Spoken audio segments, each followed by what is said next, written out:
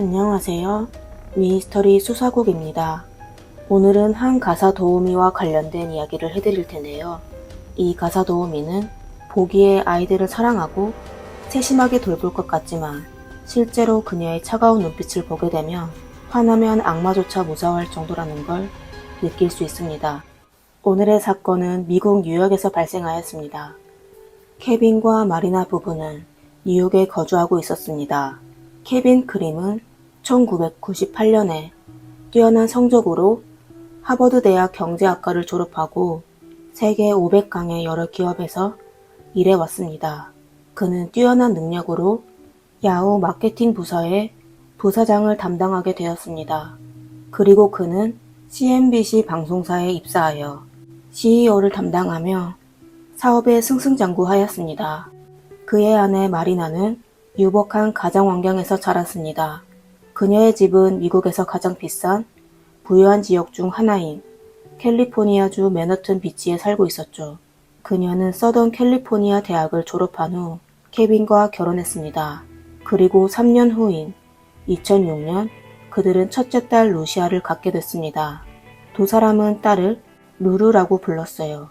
그들은 또 2009년에 둘째 아이 네시를 갖게 됐죠. 두 자녀를 두게 된 그들은 점점 더 바빠졌습니다. 케빈은 회사의 임원으로서 업무가 아주 바빴으며 출장도 잦았죠. 집안의 모든 일들은 전부 아내 마리나가 맡았습니다. 그러다 얼마 지나지 않아 마리나는 셋째 레오를 또다시 임신하게 되었고 할 수 없이 사업을 포기하고 전업주부를 선택했습니다.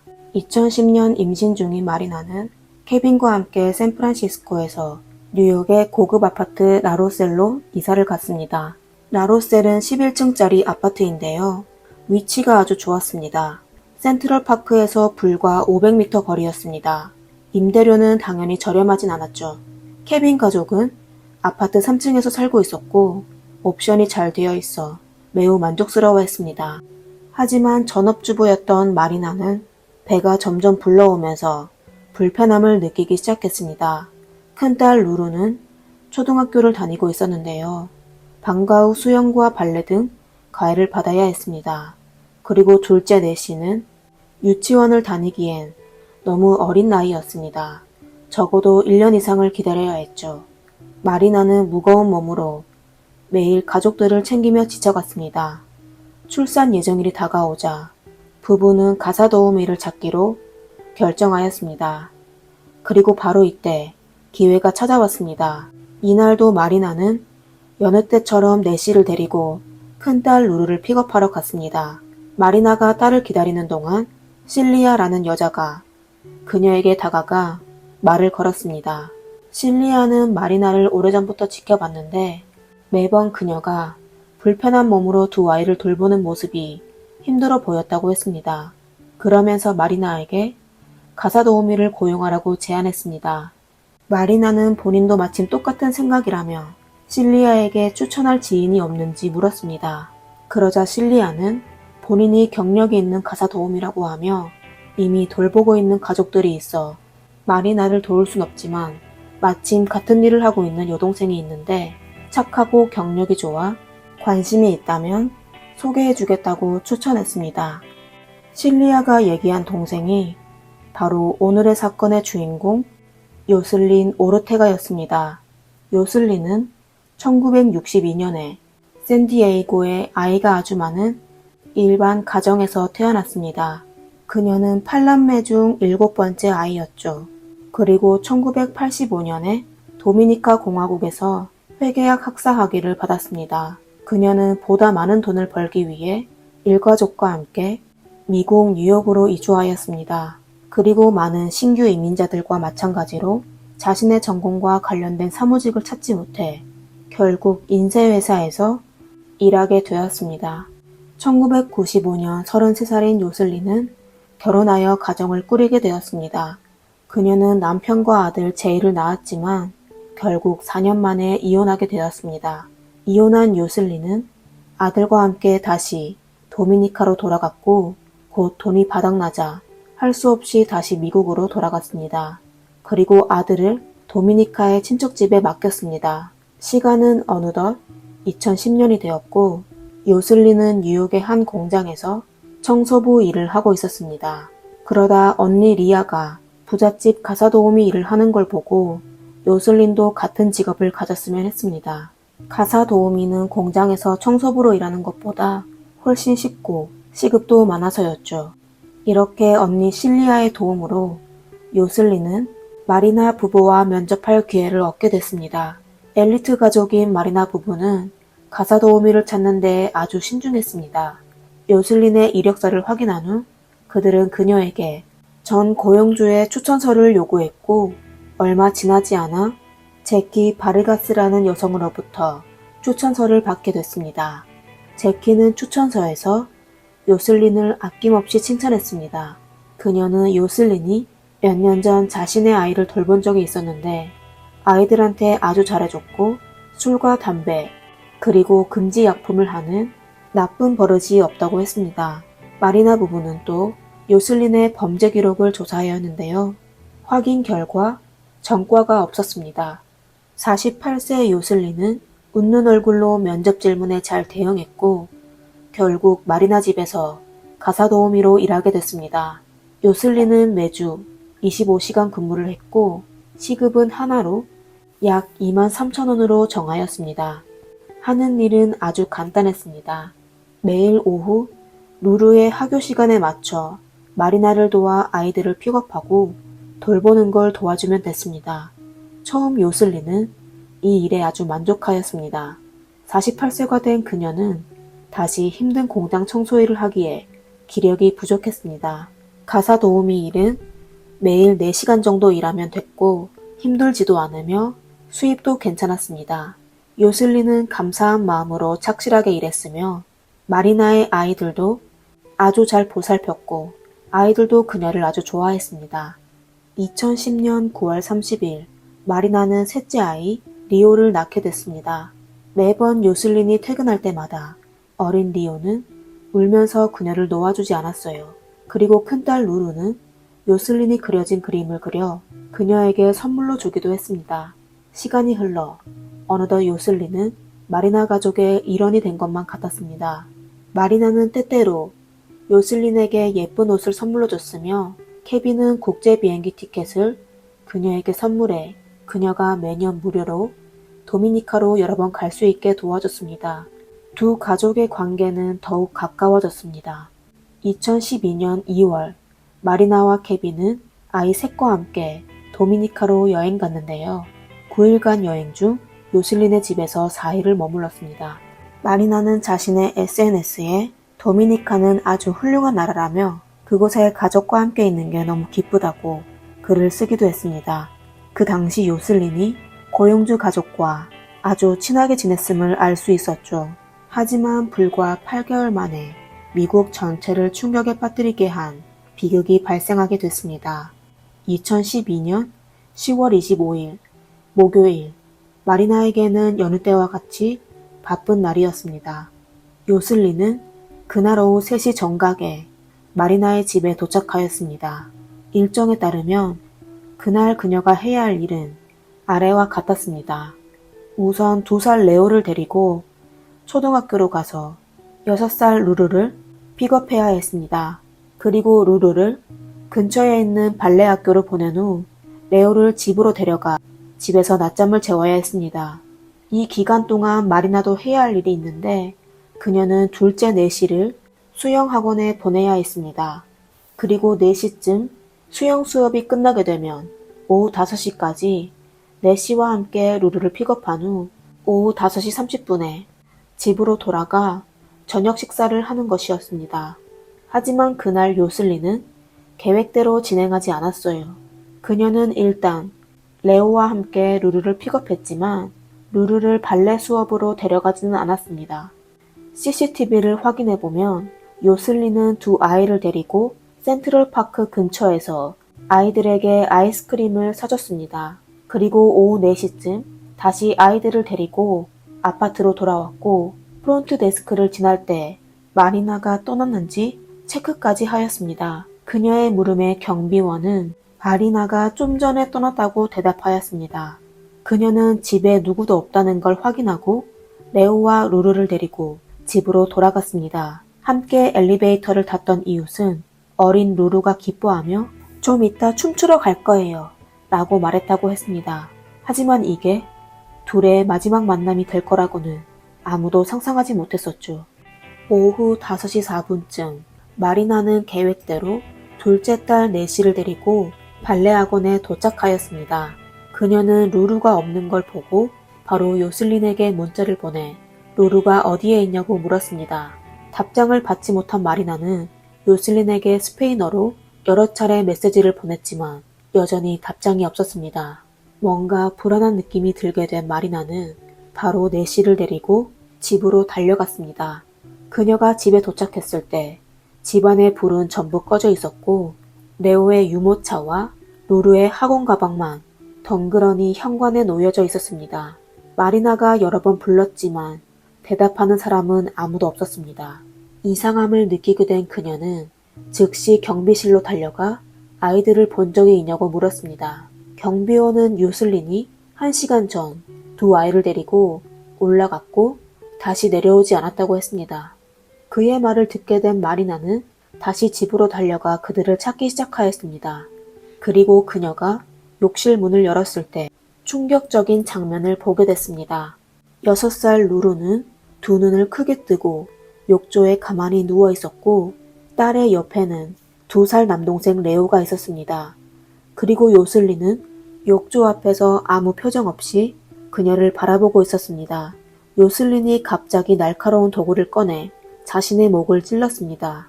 순간 마리나는 머리가 하얘졌고 제정신이 돌아오자 고함을 지르며 네시와 함께 밖으로 뛰쳐나갔습니다. 신고 전화를 받은 경찰은 현장에 도착한 후 두 아이를 발견하고 바로 헬기로 병원에 이송했지만 아이들을 구하지 못했습니다. 법의학 감정 결과 두 아이의 목에는 상처가 있었고 전부 과다출혈로 숨졌습니다. 그리고 루루는 생전에 저항한 흔적이 있었습니다. 마리나와 네시도 구급차에 실려 병원으로 가게 됐습니다. 구급차 밖에 있던 기자는 36세 어머니의 가장 무기력하고 고통스러운 모습을 포착했습니다. 마리나의 남편 케빈은 샌프란시스코에서 집으로 돌아오는 비행기에 있어 아무것도 모르고 있었습니다. 비행기가 JFK 공항에 도착하고 나서야 전화를 켰고 수많은 부재중 전화와 문자 메시지를 확인하게 됐는데요. 문자는 온통 그의 가족과 자녀에 대해 묻는 문자였고 음성 메시지 중 하나는 마리나가 보낸 메시지였습니다. 메시지 내용은 마리나가 울면서 아이들의 이름을 부르고 있었습니다. 케빈은 아내가 뭐라고 하는지 전혀 알아듣지 못했지만 분명 아이들에게 무슨 큰일이 있었다는 걸 느꼈습니다. 그는 갑자기 앞이 캄캄해지면서 다리에 힘이 풀렸고 그 자리에 주저앉아 버렸습니다. 공항 직원들과 경찰은 바로 달려가 케빈을 부축하여 차에 태워 아이들이 있는 병원으로 출발했습니다. 한편 요슬린도 인근 병원으로 이송되어 응급처치를 받고 있었습니다. 의사의 노력으로 목숨을 건지게 됐지만 목에 있는 상처 때문에 당분간 말할 수가 없었습니다. 그냥 손으로 알파벳을 가리키며 의사소통을 할 수밖에 없었죠. 요슬린은 손짓으로 경찰에게 저는 모든 일을 해야 했어요. 아이들도 돌봐야 했어요. 그녀는 모든 걸 저보고 하라고 했어요. 그녀는 또 저에게 매주 5시간 청소로 과중한 업무를 요청했어요. 그리고 맨날 해야 하는 일도 달랐어요. 저의 고용주 마리나는 매일 저에게 다른 작업 일정을 제시했어요. 경찰 조사 결과 요슬리는 사실 몇 개월 전부터 고용주에 대한 불만이 많았습니다. 시간을 거슬러 다시 2013년으로 되돌아가 봅시다. 2012년 4월에 요슬리는 같이 살고 있는 언니와 다투게 되었습니다. 요슬리는 언니의 집에서 같이 산 지 30년이 됐습니다. 두 자매 사이에 갈등이 좀 있었지만 요슬리는 항상 참고 버티기만 했습니다. 그러다 요슬리는 이번 베이비시터 일로 어느 정도 돈을 모아 언니의 집을 떠나 따로 아파트를 얻어 살기로 했습니다. 그러다 2달 후 요슬린의 아들 제이가 미국으로 유학을 왔습니다. 계획대로라면 17살 제이는 미국에서 고등학교를 졸업하고 미국의 대학을 지원하면 됩니다. 하지만 미국의 공립고등학교에서 공부하려면 제이는 11학년을 다시 다니거나 혹은 등록금이 비싼 사립고등학교에 입학해야 했습니다. 요슬리는 여유롭지 않았지만 아들을 사립고등학교에 입학시켰습니다. 이렇게 집세와 아들의 등록금을 지불하고 나서 얼마 안 돼 요슬린의 적금은 바닥이 났었죠. 그녀는 그렇게 몇 개월을 버티다가 결국 다시 언니의 집으로 들어가게 됐습니다. 하지만 요슬린은 작은 공간에서 6명이 같이 사는 게 아주 불편했습니다. 그녀는 아들이 미국에 오자마자 고생시키는 게 아주 싫었습니다. 요슬린은 할 수 없이 마리나를 찾아가 그녀에게 도움을 요청하였습니다. 마리나는 그녀에게 아이들을 돌보는 것 외에 매주 5시간의 청소 시간을 추가해 줄 수 있냐고 하면서 그 대신 매주 100불, 하나로 약 13만 원을 지불해 주기로 했죠. 그리고 만약 더 많은 돈이 필요하다면 그녀는 요슬린을 친구들에게 추천하여 더 많은 기회를 마련해 주겠다고 했습니다. 요슬린은 마리나의 조언을 받아들여 마리나의 집에서 매주 5시간씩 청소를 했습니다. 쉬는 날이면 요슬린은 다른 집의 아이들을 돌봐주며 밥을 했습니다. 하지만 과도한 노동은 50세 가까이 된 요슬린을 힘들게 만들었습니다. 마리나는 그저 요슬린이 돈을 필요로 한 줄 알고 좋은 마음에 주위 친구들에게 그녀를 소개해주며 그녀가 보다 많은 수입을 벌 수 있도록 도와줬습니다. 하지만 마리나는 자신의 선의가 요슬린의 입장에서 고문이었다는 사실을 전혀 몰랐습니다. 요슬린의 입장에서는 본인이 돈이 필요하다고 했을 때 청소 일감을 주는 게 아닌 주급 100달러를 올려줘야 한다고 생각했습니다. 그리고 더욱 자기에게 일자리를 소개해주지 말아야 한다고 생각했습니다. 추가 작업 시간으로 인해 아들 제이와 함께할 시간이 부족하다고 느꼈기 때문이죠. 그녀는 또 마리나를 질투하기 시작했습니다. 마리나는 아이들을 부족함 없이 키울 수 있지만 본인은 그렇지 않았기 때문입니다. 둘의 차이는 요슬린을 질투하게 만들었으며 또 증오의 마음까지 심어졌습니다. 하지만 가사 도우미로서 그녀는 결코 본인의 생각을 마리나와 케빈에게 말하지 않았습니다. 그냥 매일 퇴근 후 친척과 친구들에게 울며 털어놓았습니다. 그녀의 가족은 그녀가 밥도 별로 먹지 않고 잠도 별로 자지 않는다는 걸 발견하게 됐습니다. 항상 유쾌했던 그녀는 매일 고민하는 모습으로 변했습니다. 마리나도 2년 동안 일해온 요슬린이 최근 들어 점점 집중력이 떨어지고 있다는 걸 느꼈습니다. 그녀는 더 이상 예전처럼 아이들과 교류하지 않았고 낯선 사람 마냥 무표정으로 일상을 반복해왔습니다. 그리고 요슬린은 가끔 규칙을 어기고 아이들에게 고칼로리 음식을 먹였습니다. 이건 마리나가 가장 납득하기 힘든 점이었는데요. 마리나는 여러 번 이런 부분을 경고하며 개선되지 않을 시 해고시킬 수밖에 없다고 경고했습니다. 마리나의 경고는 이미 우울증을 앓고 있는 요슬린을 더욱 불편하게 만들었습니다. 사건 발생 3일 전인 10월 22일에 요슬린은 정신과 의사 토마스와 45분간 면담을 진행하였습니다. 요슬린은 의사에게 본인이 직장에서 겪은 불안함을 말했습니다. 토마스 의사는 면담이 끝난 후 요슬린이 심한 우울증을 앓고 있지만 정신적으로는 문제가 없다고 생각하여 그녀에게 심리치료를 계속하라고 권했습니다. 요슬린은 다음 진료 시간을 예약했고 동시에 병원으로부터 만약 예약을 취소할 경우 하나로 약 13,000원 정도의 수수료를 지불해야 한다는 통지도 받았습니다. 경제적 여유가 없던 요슬린은 사실 계속 진료받을 마음이 없었던 거죠. 예약을 취소하면 수수료를 지불해야 한다는 사항이 그녀를 더욱 고통스럽게 만들었습니다. 그녀는 주위의 모든 것을 의심하고 원망하기 시작했고 온 세상이 그녀와 맞서고 있다고 느꼈습니다. 이틀 후인 10월 24일에 요슬린은 또다시 아이들을 데리고 고칼로리 음식을 먹였습니다. 그녀의 행동에 마리나는 참다 못해 다시는 그러지 말라고 크게 경고했습니다. 그 당시 요슬린은 아무 말 하지 않았지만 집으로 돌아간 후 이상한 행동을 하기 시작했습니다. 그녀는 다량의 진통제를 먹고 나서 잠자기 전 언니에게 자신의 아들을 잘 돌봐달라고 당부했습니다.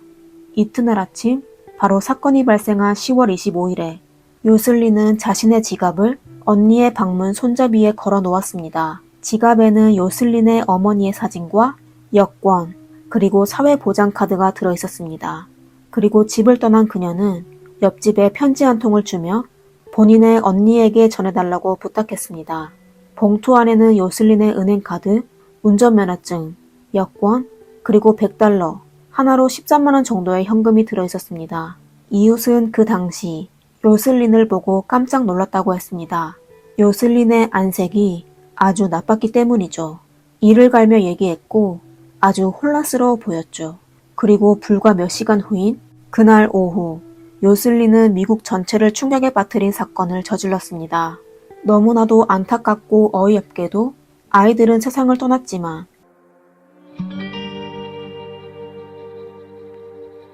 It's a tragedy and I feel so terrible for this family. Horrible tragedy. 요슬린은 몇 차례의 수술을 거쳐 살아남게 되었으며 결국 목에 흉터 하나만 남게 됐습니다. 사건 발생 한 달 후인 2012년 11월에 검사 측은 특급 폭행 혐의로 그녀를 기소하였습니다. 검사 측은 요슬린이 본인의 불행을 타인의 탓으로 돌려 가석방이 없는 무기징역을 선고받아야 한다고 주장했습니다. 반면 요슬린의 변호사는 요슬린이 사건 발생 전에 정신과 의사를 만난 적이 있다며 정신병의 이유로 변호를 진행하였습니다. 사건 발생 후 요슬린의 가족과 친구들은 전부 그녀에게 정신적인 문제가 있다고 하며 그녀를 옹호했습니다. 요슬린은 또 사건 발생 전부터 지속적으로 사람을 죽이라는 환청을 들었다고 하며 악마로 인해 범행을 저질렀다고 범행을 부인했습니다. 본인이 무슨 짓을 했는지 모르겠으며 본인의 행동을 통제할 수 없었다고 덧붙였습니다. 요슬린의 변호사는 그녀가 정신병적 에피소드를 겪고 있었기 때문에 무심코 저지른 범행이라며 무죄 판결을 받고 바로 석방해야 한다고 주장했습니다. 4년간의 오랜 심사를 거쳐 2016년 4월에 법정에서는 요슬린에게 죄를 인정하는 협의서를 제출하였습니다. 협의에 따르면 그녀가 죄를 인정하게 되면 무기징역을 선고받되 30년 후 가석방을 신청할 수 있습니다. 하지만 그녀는 협의를 거절하였습니다. 그러다 사건 발생 6년 후인 2018년 2월에 요슬린의 최종 판결이 시작되었습니다. 그녀는 법정에서 엄청 오만한 태도였으며 본인이 저지른 범죄에 대해 전혀 후회하지 않았습니다.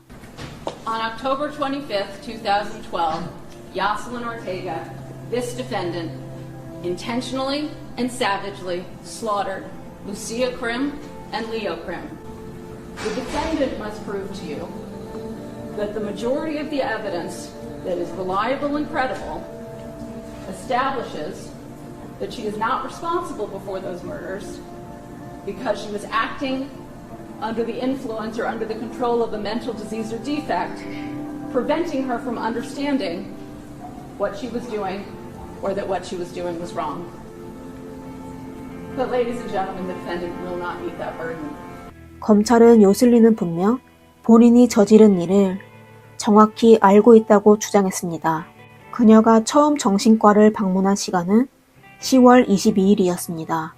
그리고 그녀를 진료한 토마스 박사는 요슬린이 정신적 문제가 없음을 증명하였습니다. 그녀는 환각도 망상도 없었습니다. 검찰은 또 그녀에게 아무런 정신적 문제가 없었을 뿐만 아니라 범죄 과정을 세심하게 계획했다고 밝혔습니다. 사건 발생 전 요슬린이 언니에게 은행카드, 여권 등을 남긴 건 그녀가 분명 다시 돌아오지 못할 걸 알고 있었으며 또 범행을 저지르기 전 경비원에게 마리나의 외출 여부를 확인한 점을 토대로 계획 범죄임을 밝혀냈습니다. 그리고 이 악랄한 여자는 욕실에서 마리나를 기다리고 있었습니다. 그녀는 마리나에게 자신의 아이들에게 무슨 일이 일어났는지 확실히 보여주고 싶었습니다. 변태스러운 범죄자 요슬린은 아이를 잃어 고통스러운 표정을 짓는 마리나를 가장 보고 싶어 했습니다. 그리고 요슬린은 2년 동안이나 아이를 돌봐준 부모였지만 아이들을 전혀 사랑하지 않았습니다. 그녀는 아이들이 울면서 법정에서 세상을 떠난 아이들을 얘기했지만 조금 더 슬퍼하지 않았습니다. 그녀는 본인의 변호사가 얘기한 것처럼 정신병으로 인해 본인이 한 짓을 전혀 기억하지 못한다고 주장했지만 그녀가 병원에서 깨어났을 때부터 단 한 번도 아이들이 어디에 갔는지를 묻지 않았습니다. 그리고 왜 본인이 병원에 있는지와 왜 경찰이 주변에 있는지, 왜 본인에게 수갑을 채웠는지 전혀 궁금해하지 않았으며 깨어나자마자 마리나를 탓하기만 했습니다. 이건 그녀가 본인이 한 짓을 잘 알고 있다는 걸 증명할 수 있었습니다. 더욱 확실한 증거는 검찰 측이 법정에서 제출한 녹음 파일이었습니다. 검찰 측 심리학자와의 대화인데요. 심리학자가 그녀에게 범죄 전이나 범죄 중에 범죄를 저질러라는 소리를 들은 적이 있습니까?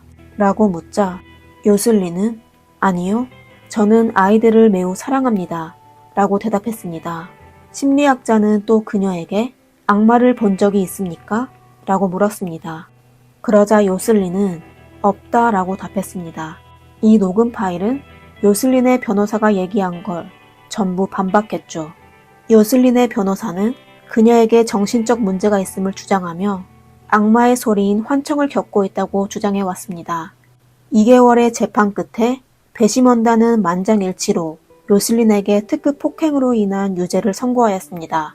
판사는 그녀에게 가석방 기회가 없는 종신형을 선고하였습니다. 심판 후 요슬린과의 대화에서 그녀가 얼마나 이기적이고 나르시스트인지 알 수 있었습니다. 처음부터 끝까지 그녀는 자신의 잘못을 인정하지 않았습니다. I'm very sorry for everything that happened. Pero ojalá que nadie, but I hope that no one goes through what I have gone through. Although many people wish me all the worst, my life is in the hands of God. I ask for a great deal of forgiveness. To God, to Marina, to Kevin. I told my family that I did not feel well. I went to the doctor. He gave me another appointment. He said if you don't come,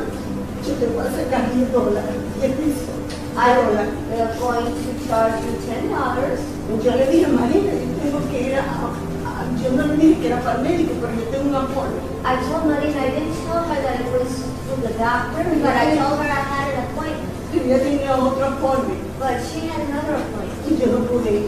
and I was not able to go.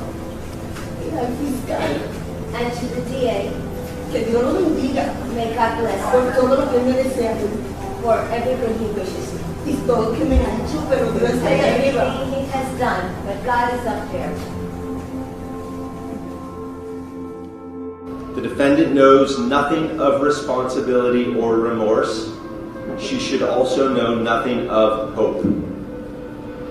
The defendant is an evil and utterly dangerous narcissist and a complete failure.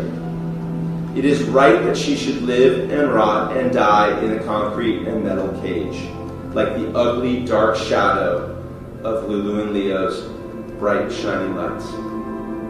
And more importantly, it is right that she will go from being hated by the world to being forgotten by the world before she's even dead. While Lulu and Leo's siblings and legions of family and friends, even friends who never knew them, will never forget their inspiring legacies. 마리나는 자신을 진정시키며 법정에서 진술하였습니다. 그러다 딸과 아들을 얘기하게 될 때 그녀는 더 이상 마음속의 슬픔을 감추지 못하고 몇 번이나 울컥했습니다. The defendant may think she destroyed Lulu and Leo, but she is a failure in this too. Lulu and Leo are powerful forces.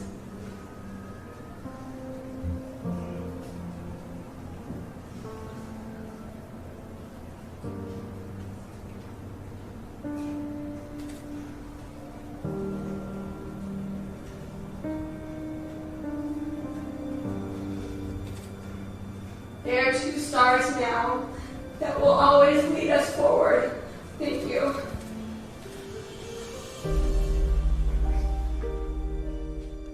사건 발생 후 경찰은 요슬린이 가사도우미가 될 자격조차 없다는 걸 알게 됐습니다. 그녀는 아무런 경험이 없었으며 추천서는 그녀의 조카가 작성한 것이었습니다. 추천서의 내용은 전부 거짓이었으며 이력서도 당연히 조작된 것이었습니다.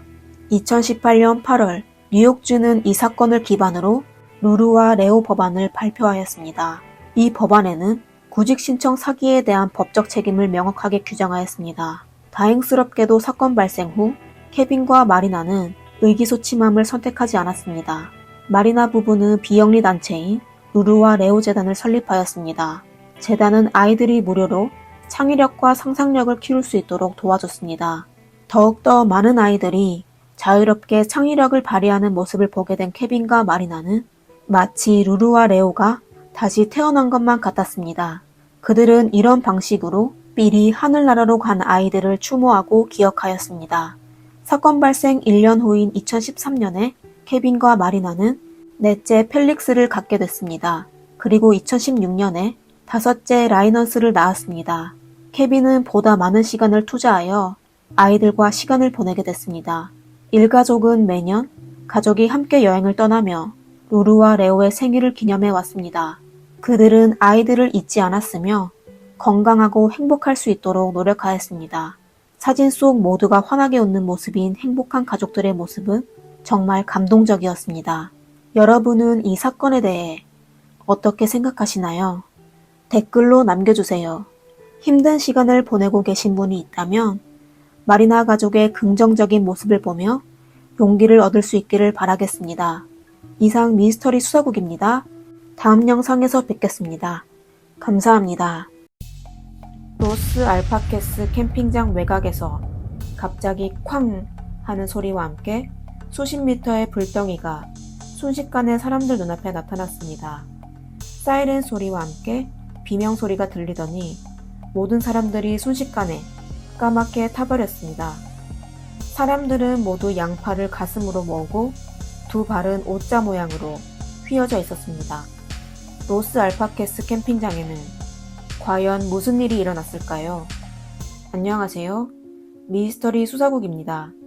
오늘은 스페인에서 발생한 끔찍한 화재 사건을 소개해 드리겠습니다. 1978년 7월 11일 정오, 트럭 운전사 프란치스코는 스페인 타라고나 지역의 한 정유 공장에서 액화 프로필렌 한 트럭을 싣고 목적지인 바르셀로나로 향했습니다. 프란치스코는 올해 50세로 20여 년 동안 거의 매일 유료 운송 일을 해왔습니다. 그의 탱크는 스페인 저수지 회사 소속으로 주로 회사에서 유료를 운송해 왔습니다.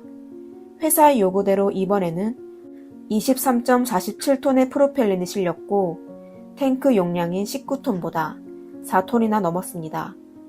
또한 회사는 프란치스코를 위해 가성비가 가장 좋은 노선을 선택하여 N340 해안도로를 지나 고속도로 요금을 내지 않도록 했습니다.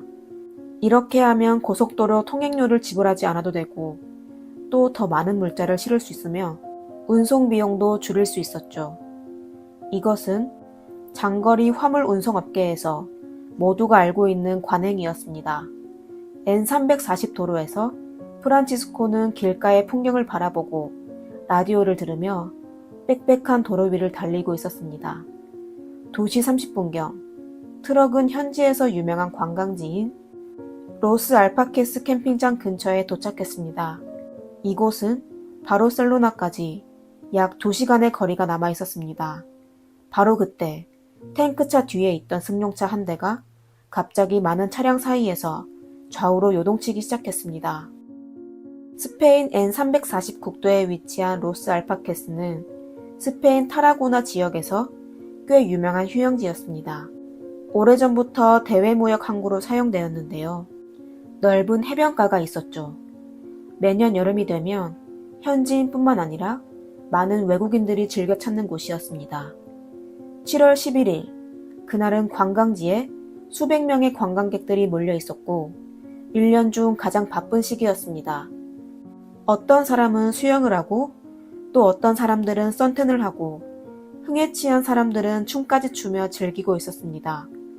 오후 2시 35분경 사람들이 한창 즐겁게 놀고 있을 때 캠핑장 외곽으로부터 갑자기 무슨 물체가 부딪히는 듯한 큰 소리가 들렸습니다.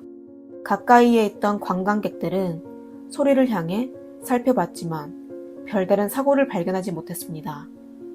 그러다 거대한 하얀 구름이 멀리서 사람들을 향해 몰려오더니 불과 몇 초 사이에 주변에 있던 관광객들을 덮쳤습니다. 그리고 바람을 타고 사람들이 가장 모여있는 디스코텍을 향해 날아갔습니다. 도대체 그것은 무엇이었을까요? 몽환적인 듯한 이 장면은 현장에 있던 아이들로 하여금 흥분을 감추지 못하게 했는데요. 많은 아줌마들은 의아해하며 구름 속으로 다가갔고 심지어 방 안에서는 달콤한 냄새도 났는데요. 사람들은 수군거리기 시작했습니다. 이어서 멀리 떨어져 있던 관광객들이 구름 속에서 갑자기 한 줄기의 빛을 발견했고 바로 큰 소리가 울렸습니다. 곧이어 몇몇 차들과 요트들이 사람들 머리 위로 날아가더니 순간 직경 수십 미터가 되는 불덩어리가 순식간에 사람들 눈앞에 나타났습니다. 11일 스페인 현지 시간 오후 2시 38분에 국가국민경비대, 치안부대, 소방부서 및 여러 공립병원 등 전국 각 기관에서 전화가 동시에 울리기 시작했습니다. 현장은 사이렌 소리와 문의 소리, 그리고 비명소리로 가득했습니다. 현장은 이미 폐허가 되었고 로스 알파케스 캠핑장에서 사고가 났다는 소식은 모든 사람들에게 알려졌습니다. 연락을 받은 스페인 국가경비대 페드로 장관은 바로 헬기를 타고 현장을 향해 출발했습니다. 국민경호대는 스페인 내무부와 국방부의 관할을 받는 국가급 무장 세력입니다. 국민경호대가 대규모로 출동이 필요한 경우는 사태가 위급하거나 심각한 테러가 있을 때였습니다. 캠핑장에서 무슨 일이 일어났는지 알 수 없었지만 국민경호대는 불과 10여 분 만에 헬기에 장비를 가득 싣고 현장에 도착했습니다. 흔들리는 헬기에서 페드로는 캠핑장을 내려다보았는데요. 무려 절반이나 되는 땅이 모두 칠흑같이 어두워져 있었습니다. 그리고 수십 대의 자동차와 텐트가 잔해로 변했고 해변가에 있던 보트들도 수십 미터 밖에 떨어져 있었습니다. 페드로는 헬기의 높이를 낮춰 더 많은 세부 사항을 확인하려고 했습니다. 캠핑장 가까이 가자 곳곳에서 작은 점들이 눈에 띄기 시작했습니다. 헬기에서는 잘 보이지 않았지만 일정한 거리로 가까워지면서 까만 점들은 빽빽하게 몰려있는 사람임을 알 수 있었습니다. 사람들은 모두 까맣게 타버렸고 도로에서 캠핑장까지 여기저기에 널려 있었습니다. 피해자는 최소 100여 명으로 추정됐는데요. 사람들이 가장 많이 몰렸던 곳은 해변에 있던 디스코텍이었습니다.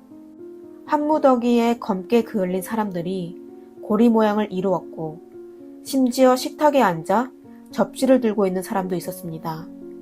이곳에서 춤을 추고 식사를 하던 사람들이겠죠. 그들은 아무런 준비 없이 순식간에 큰 불에 타버렸습니다. 무엇보다 공포스러운 건 그들 전부 양팔을 가슴으로 모으고 있었고 두 발은 오자 모양으로 휘어져 있었다는 것입니다. 모든 사람들은 신기하게도 똑같은 자세를 유지하고 있었습니다. 도로 가장자리에는 일부 생존자들은 무릎을 꿇은 채 울고 있었고 어떤 아이들은 부모를 잃게 되어 거리에 서서 어떻게 해야 할지 몰랐으며 또 어떤 관광객은 해변에서 까맣게 타버린 가족을 운반하고 있었습니다. 오후 3시경 현지 소방대와 국가경찰 그리고 도시 치안부대가 잇따라 현장에 투입됐습니다. 그들은 생존자를 수색하며 완전히 타버린 몸을 조금씩 현장에서 다른 곳으로 옮겼습니다. 구급차가 부족한 데다 도로가 막혀 있어 현장의 구조 진행 속도는 더뎌지기만 했습니다. 이날 저녁 일부 생존자들이 병원으로 이송되고 나서 구조대는 폭발한 위치에서 토막난 유류 트레일러 한 대를 발견하게 되었습니다. 트레일러의 두 바퀴는 거대한 힘에 의해 벽에 박혀 있었고 차량 앞부분은 캠핑장에 있었습니다. 또 탱크 부분은 300m 떨어진 도로변으로 날아갔으며 운전자는 차마 눈을 뜨고 볼 수가 없었습니다. 차량 번호를 통해 피해자의 신원을 확인할 수 있었고 그가 바로 엔페이즐 회사의 트럭 운전사 프란시스코였습니다. 이 단서들을 통해 로스 알파케스 캠핑장의 사고 원인도 결국 밝혀지게 되었는데요. 수사팀의 추정에 따르면 사건은 크게 두 가지의 가능성이 있었습니다. 하나는 11일 오후 2시 35분경 프란치스코가 운전하던 트럭이 사고로 캠프 가장자리 쪽으로 돌진해 탱크가 폭발한 것이고, 두 번째는 트럭 사고는 없었지만 더운 날씨와 과도한 적재로 사고가 발생했다는 것입니다. 차량이 캠프 인근으로 이동할 때 탱크 안에 수소용 액체로 압축됐던 프로필렌이 탱크에서 빠르게 기화해 외부로 유출되면서 프로필렌 구름으로 형성되어 사람들이 몰리는 캠핑장으로 날아갔고, 뭉게 구름은 곧 캠핑장을 덮었고 사람들이 궁금해할 때쯤에 불씨에 도달하게 된 겁니다. 가연성이 강한 가스로 불이 붙자마자 탱크차 쪽으로 번졌고 부글거리던 액체가 부풀어 오르며 순식간에 공포스러운 현장으로 변했는데요. 이 폭발은 탱크가 파손될 때 흔히 발생하는 사고입니다. 탱크가 손상된 후 탱크의 압력 변화로 인해 액화가스가 빠르게 증발되며 이때 불씨를 만나게 되면 탱크 내부가 압력의 한계로 강력한 폭발이 발생합니다. 통상적으로 15kg짜리 가정용 액화가스도 극한의 상태에서 폭발하게 되면 순식간에 닫힌 건물을 파괴할 수도 있습니다. 프란치스코의 탱크에는 총 23톤의 프로필렌이 들어있었고 순간 섭씨 1000도가 넘는 거대한 불덩어리로 형성되어 지상의 가로 20, 높이 1.5m의 구덩이를 남겼습니다. 캠핑장은 몇 초도 안 되는 순식간에 축구장 45개의 크기만한 캠핑장 90% 정도를 잿더미로 만들었습니다. 사람들이 미처 반응하기도 전에 단숨에 타버렸습니다. 조금 멀리 떨어져 있던 관광객들도 도망갈 틈도 없이 바로 불 속으로 사라졌습니다. 어떤 사람은 아이를 박스에 넣었지만 결국 박스와 함께 타버렸고, 또 일부 사람들은 불이 붙었을 때 바다로 뛰어들었지만 바닷물은 불꽃으로 인해 수십 도에 달하는 소금물로 변했고, 그들은 내려가자마자 비명을 지르며 더 이상 올라오지 않았습니다. 고온의 열기는 마치 스테이크를 굽듯 사람의 신경조직을 수축시켰고 수분이 빨리 빠져나가게 했습니다. 또한 수축된 근육이 관절을 잡아당겨 팔다리가 휘어지게 되었습니다. 마치 권투 선수의 수비 자세와 흡사하죠. 이런 기괴한 자세로 그들은 그 장소에 쓰러져 있었습니다. 로스 알파케스 캠핑장은 불길에 휩싸여 초토화되었고 놀러온 관광객들은 대부분 수영복만 입고 있었으며 여권과 다른 신분을 밝힐 수 있는 물건들은 순식간에 불에 타버렸습니다. 그리고 사람들의 몸은 까맣게 탄 채로 물건들과 붙어 있었습니다. 자원봉사자와 소방관들은 사람들을 한 곳으로 옮겼습니다. 자원봉사자들은 사람들을 발견했던 위치도 전혀 기록하지 않았고 심지어 수박통을 머리뼈로 착각하여 던지기도 했습니다. 하여 피해자의 신원 확인은 더욱 어려워졌습니다. 법의학팀은 피해자가 생전에 사용한 틀니와 병원에 남긴 엑스레이를 통해 일부 신원을 확인할 수 있었지만 많은 신원은 확인이 불가했습니다. 재난에서 살아남은 수백 명의 환자들은 각각 바르셀로나와 남부 발렌시아의 병원으로 옮겨졌습니다. 그중 127명은 병원으로 이송 시 이미 전신의 90% 이상의 화상을 입었습니다. 이 정도 크기의 화상은 고통은 이루 말할 수 없고 또 심각한 감염도 발생할 수 있었습니다. 그 당시의 위생과 의료 조건으로 구조 작업은 매우 어려운 작업이었습니다. 환자들은 며칠, 심지어 몇 주 동안 고통에 시달리다가 결국 모두 숨졌습니다. 사건 발생 다음 날 캠핑장 폭발 뉴스는 유럽 전역에서 톱뉴스로 실렸습니다. 피해자들은 거의 관광객들이었습니다. 스페인 현지인뿐만 아니라 독일인, 프랑스인, 그리고 다른 나라 손님들도 많았습니다.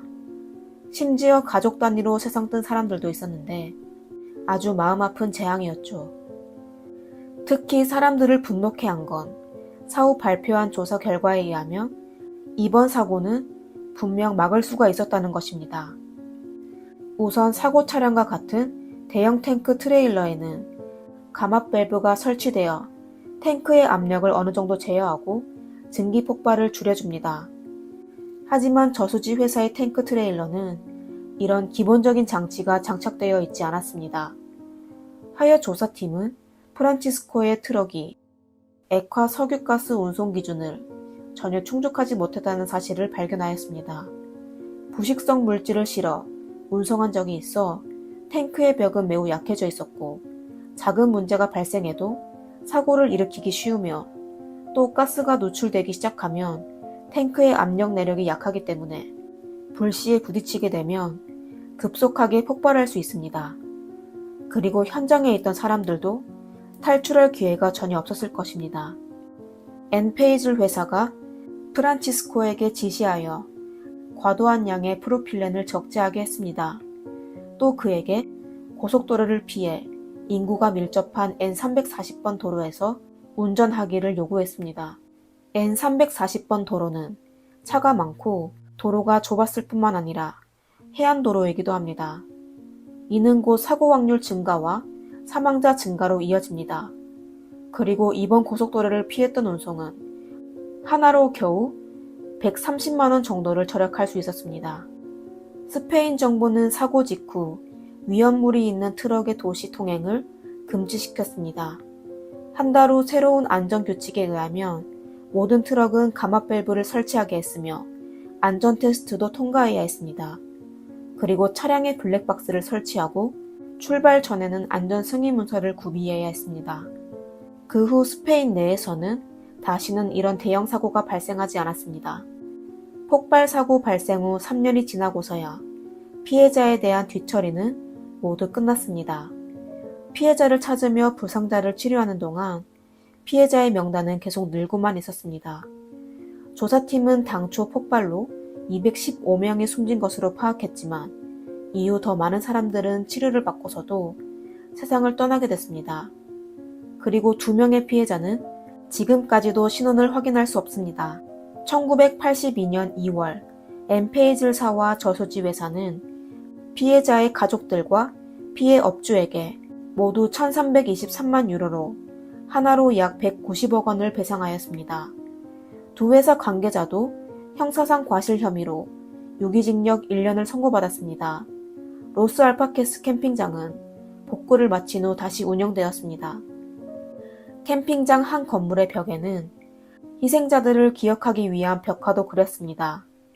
위에는 215개의 별이 있었는데 각각 희생자를 의미하는 것이었습니다. 1978년 7월 11일 조사팀은 심하게 퇴어진 유조차의 선두에서 프란치스코의 시계를 찾게 됐습니다. 다행히 시계는 파손되지 않았지만 폭발 직전인 2시 36분에 멈추게 되었습니다. 바로 대부분의 희생자가 목숨을 잃게 된 시점이었습니다. 이번 폭발 사고는 역사상 최악의 탱크차 폭발 사고 중 하나로 사회적으로 아주 큰 영향을 미쳤습니다. 과거의 사고 경력을 교훈으로 완전한 안전 예방 조치가 수립되고 유사한 사고가 다시는 발생하지 않도록 조치하는 게 더욱 의미 있다고 생각합니다. 이 사고를 통해 스페인뿐만 아니라 전 세계적으로 정부에서 더욱 완전한 안전 예방 조치를 취하여 현장 직원과 주변 주민들의 생명과 재산을 보호하기를 바라며 우리가 살고 있는 환경이 파괴되지 않도록 지켜주며 이런 비극이 다시는 발생하지 않도록 바라겠습니다. 오늘의 이야기는 여기까지입니다. 재미있게 보셨다면 좋아요와 구독 부탁드립니다. 다음 영상에서 뵙겠습니다. 이상 미스터리 수사국입니다. 감사합니다.